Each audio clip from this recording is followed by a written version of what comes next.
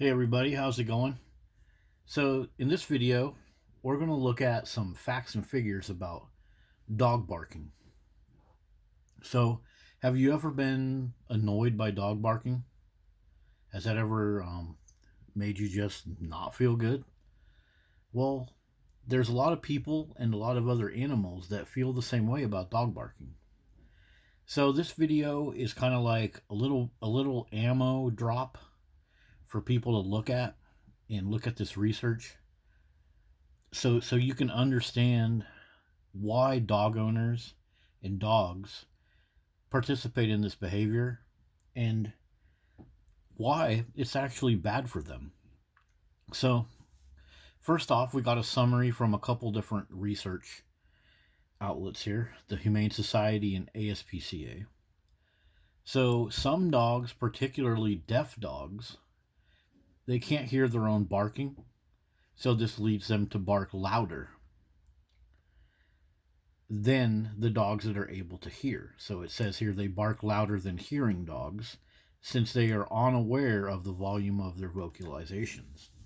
So this kind of applies to dog owners too. Dog owners that throw a fit when you ask them to be respectful with their dogs, they also raise their volume because they don't understand. They don't have a proper feedback loop, partially because they're deaf and there's other things going on. So let's go look at this feedback loop thing. So there's something called a feedback loop from hearing your own voice. Now, if you're a dog owner and you've been cornered by somebody that's upset with the behaviors of your dog, you're not going to be using this feedback loop because you're not going to get feedback. You're just going to start yammering and blabbering about how good your dog is. My dog is the best. My dog, my dog, my dog. And so this feedback loop is completely gone when a human talks to another human and that other human happens to be a dog owner and there happens to be a complaint about some behavior of the dog, because that feedback loop never happens and they're not able to adjust their speech accordingly, because dog owners, they just don't hear how ridiculous they are, partly because they've been brainwashed by the dog ownership and the dog culture, and partly because so many people don't want to confront dog owners because they just honestly don't want to deal with this you know shit. So the feedback loop is an important thing to consider too with dog barking, because it's bad for them. And like I've mentioned before, dog owners, they're the dog abusers. Allowing your dog to bark like this is a big problem. So now let's go over to some stuff about kennels. So there's something called auditory stress. You see this one right here. So a dog in a kennel can experience hearing loss due to prolonged exposure to high noise levels. And so what are those high noise levels? Barking. Do you guys see where I'm going with this? You let your dog bark all day, your dog is freaking going deaf from its own barking. It's ruining the feedback loop. And this isn't something I made up. You can easily look this stuff up. Even the human workers that live in these noisy kennels, they experience hearing loss too. A lot of people, they have to constantly say, "Be quiet, be quiet, be quiet," and the dogs don't hear them, and the people don't hear themselves because they both have hearing loss, and that's bad for you. Having hearing loss is bad for your brain. It's bad for your overall mental health and anxiety and stuff like that. So let's go to our next little research lookup. So many dogs do experience hearing loss. So this isn't just something that some guy made up because he hates dogs. This is a real thing that dog owners hardly ever look up. But yeah, they do experience hearing loss, and a big part of it is like what we looked at earlier, listening to their own barking and the barking of other dogs. So people that don't go out of their way to quiet their dogs, they're actually abusers. They're abusing every other dog in the neighborhood. Okay. So, noise exposure. Yeah, repeated noise exposure can lead a person to becoming accustomed to it. Oh, so this is like the feedback loop, you guys. So, a person that has a little bit of hearing loss from listening to their own dogs, then you couple that with their being accustomed, being accustomed right here. They become accustomed to their own dog barking. Um, they just don't hear it. They don't process it in their brain like a normal person. A normal person that wants peace and quiet, they hear a dog barking. For them, that's a problem. For a dog owner with 5 or 6 dogs in their yard barking all day, they've just become accustomed to it, and they expect everyone else to be obligated to deal with that bullshit that they deal with. But look at this: loud noises can still cause hearing loss. So just because you're accustomed to listening to your dog bark all day, it does not mean that it is not doing damage to you, your dog, and the other dogs in the neighborhood. So again, this is a simple matter of dog owners perpetrating the abuse on dogs themselves.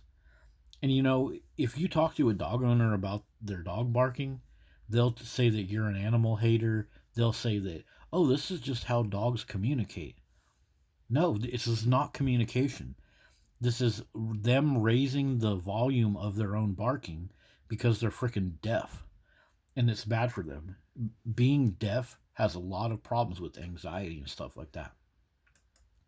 So now let's go look up this thing called the mere exposure effect. This is another thing about being accustomed to this noise. So it's a psychological phenomenon. People develop a preference for things simply because they are familiar with them. So you're born into a family that is constantly full of barking dogs. Then you become a teenager, a young adult, an old adult, and you've been listening to dogs bark all your life. And despite the stress and despite the hearing loss, you become familiar with that and you become comfortable around dog barking, even though it is a health risk for you and your dogs. And so this mere exposure effect, this really explains a lot of the way that a dog owner will act, because this is how they develop their identity. They love to be around barking dogs. And you show up and you're like, hey, we love a peaceful neighborhood. Can you please quiet your dog? Now you have exposed their identity. And now they will do anything and everything to fight with you, talk trash about you on Facebook, etc., and so on.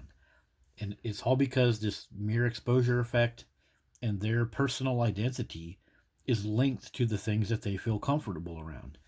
And they have allowed themselves to feel comfortable around the torture of dog barking. This is kind of like Stockholm syndrome too.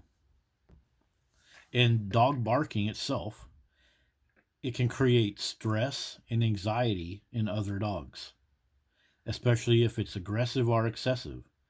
Though most of dog barking is excessive, the thing just barks all freaking day. And dog barking can promote a negative reaction from other dogs, leading to conflict. Also leading to dog on dog violence, toddlers being killed. Every time we look at one of these toddlers being killed by a pit bull, there is often a small dog in the background that has triggered the pit bull to go into prey drive because of the yapping and barking. So, barking causes all type of downstream problems for humans and for dogs. So if you got a note on your mailbox or a complaint about your dog barking, for your own quality of life and for the quality of life of other dogs and humans, swallow your pride and frickin' do something about it. And another thing about barking, this can indicate underlying health issues. People are so quick to say, oh, barking is how they communicate. Oh, that's how they communicate, guys. You need to freaking educate yourself. Psh, no, that is so stupid, and it's one of the most overused slogans of dog culture. Barking means that they have a health issue. They got anxiety, changes in sensory perception, like we talked about, deafness, aging. Yeah. So when your dog is barking all day and you refuse to do jack shit about it, and somebody asks you to keep your dog quiet, they're actually trying to help you with your dog. And you are actually the animal abuser for letting your dog bark all damn day. Yep. Dog barking that has increased suddenly. Yeah, that happens all the time. So there we go. That's been our look at dog barking and why people that don't deal with their dogs barking, they are the animal abusers. They are the ignorant people that don't take the time to do any of this type of research. They um, should be giving gratitude to people that tell them to quiet their dogs, because quieting your dog is full of health benefits for you, the neighborhood dogs, and your fellow humans. And if you're going to refuse those health benefits to your fellow humans just so you can hold on to your identity as a dog lover, then you have some serious freaking problems, and you need to get rid of your dog and reconnect with your fellow humans right now.